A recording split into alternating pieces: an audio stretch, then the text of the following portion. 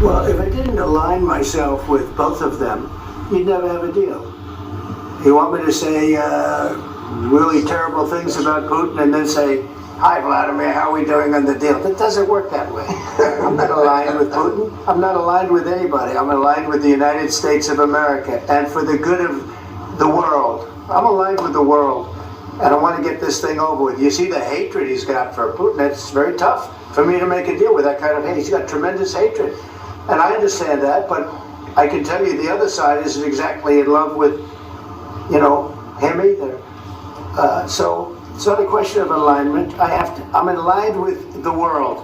I want to get the thing set. I'm aligned with Europe. I want to see if we can get this thing done. You want me to be tough? I could be tougher than any human being you've ever seen. I'd be so tough. But you're never going to get a deal that way, so that's the way it goes. One more question. I want to respond to this. So look, for 4 years in the United States of America, we had a president who stood up at press conferences and talked tough about Vladimir Putin, and then Putin invaded Ukraine and destroyed a significant chunk of the country. The path to peace and the path to prosperity is maybe engaging in diplomacy. We tried the pathway of Joe Biden, of thumping our chest and pretending that the President of the United States' words mattered more than the President of the United States' actions. What makes America a good country is America engaging in diplomacy. That's what President Trump is doing. Can I ask you? Sure. Yeah? Yeah. Okay. So he occupied our parts, big parts of Ukraine, part of East and Crimea. So he occupied it on 2014. So during a lot of years, so I'm not speaking about just Biden, but those time was Obama, then President Obama, then President Trump, then President Biden, now President Trump, and God bless, now President Trump will stop him. But during 2014, nobody stopped him. He just occupied and took. He killed people. You know what the contact 2015. 2014 and 2014. Yeah. So I was not here. Yeah, but that's exactly right. Yes, but during 2014 till 2022, the situation the same. That people have been dying on the contact line. Nobody stopped him. You know that we had conversations with him, a lot of conversation, my bilateral conversation, and we signed with him, me, like a new president. In 2019, I signed with him the deal. I signed with him, Macron and Merkel, we signed ceasefire.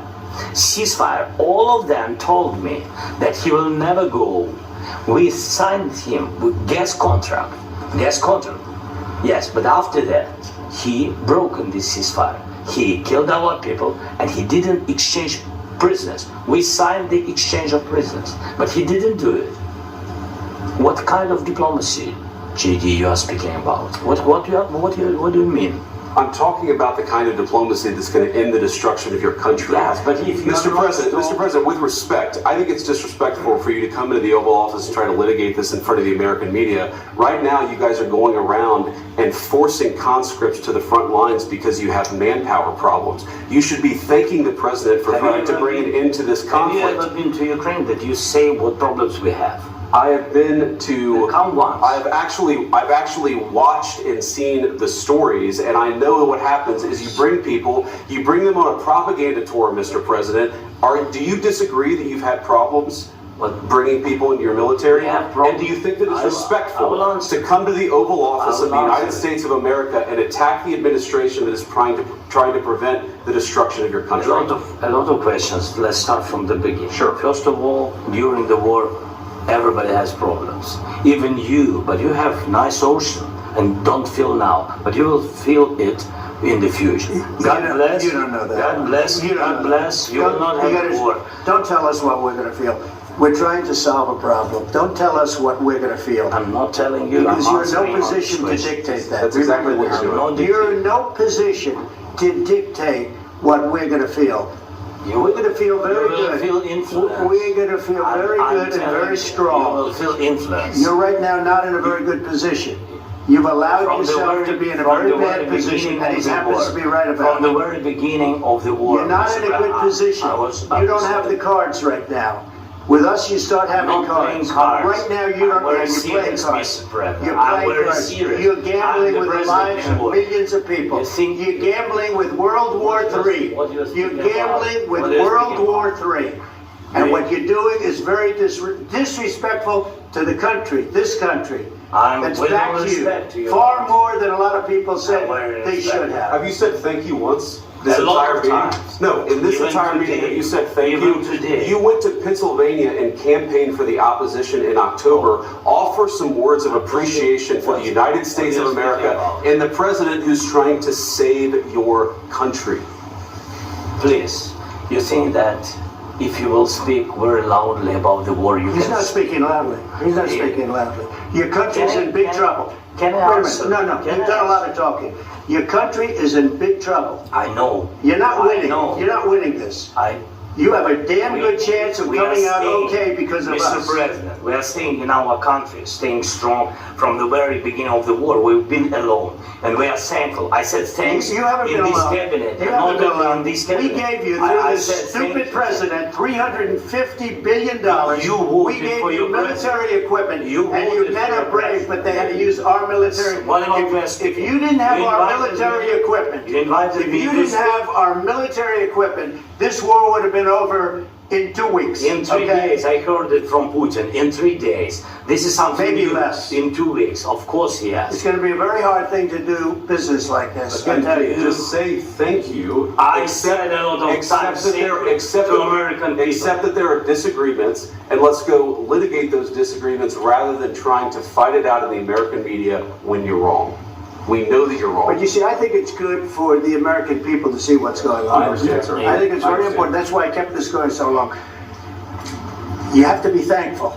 You don't have the I'm cards. thankful. You're buried there. Your people are dying. tell you, You're Nick, running I low know. on soldiers. Listen, Don't play you're running Mr. low President. on soldiers. It would be a damn good thing. Mr. And President. then you tell us, I don't want a ceasefire. I don't want a ceasefire. I want to go and I want this.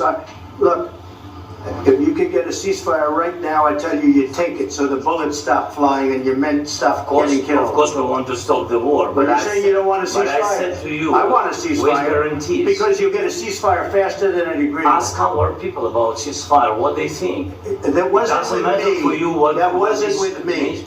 It That was wasn't with with you. a guy named Biden who was not a smart person. This That was is your, with, this that was is with your president. Obama. It was your president. Excuse me. That was with Obama, who gave you sheets, and I gave you javelins. Yes. I gave you the javelins to take out all those tanks.